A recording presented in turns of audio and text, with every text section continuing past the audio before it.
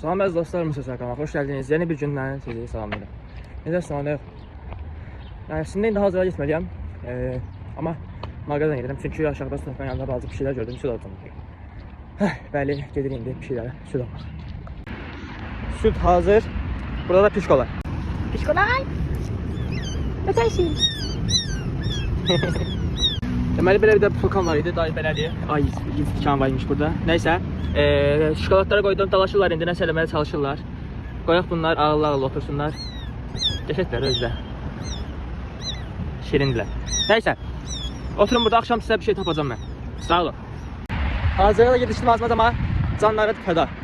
Nəysə, gedək görək nə gəlir başımıza. Deməli belə hazırlığa azcana gezişdim. Hələ çatmamışam düzdür. Amma yarım saat, yox, 45 dəqiqə qədər gecikəcəm. Hal-hazırda 40 dəqiqə gecikmişəm. 5 dəqiqə sonra çatlamağımı fikirləşdirək. 45 dəqiqə falan gecikəcəm. Nəysə, gedək görək nə verir baş. Bəli, hal-hazırda hazırdan çıxdım. Gedirəm evə inşallah. Gedək görək nə gəlir başımıza. Hal-hazırda prezident keçir. Mən də video çəkirəm. Bilmirəm qeyri-qanuni deyir, amma keçir də. Nəşək, təqdimatlarla zaten gedirlər. Prezidentin limuzini izləyəcək. Gedirlər. Mən də gedirəm oxumağa. Yaşasın prezidentimiz. Nəysə, gedək görək nə gəlir başımıza. Deməli belə səhər-səhər 2 dənə edilər, indi bir dənə bu qaldı. Götürürüm özümə.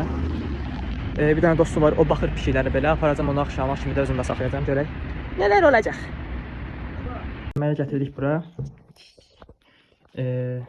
Su və təmizləməyə çalışıram az-maz. Getdik görək nə baş verir. Bəli, hal-hazırda bir şey temizlədim. Pisirdim də təmizlədim sapıtqayla keçək. Nədir? Yatır. Deməli pişik üçün yeməyə zakaz edim, gəldi. İndi biberon almağa gəlmişəm. Burada balaca başqa pişiklər də var. Olur. Nəysə, indi bunları da yemək falan verəcəm. Deməli Oba marketə getdim. Biberon yox idi. Aşağıda Bravo var, getdim Bravoya. Bravo'nun yanında artıq var idi, orada tapdım. Balaca bir şey.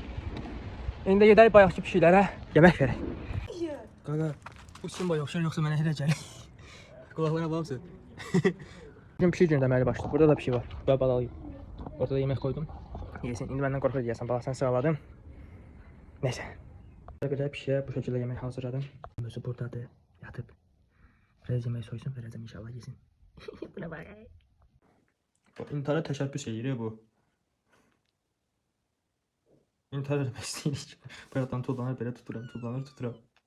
Deməli belə.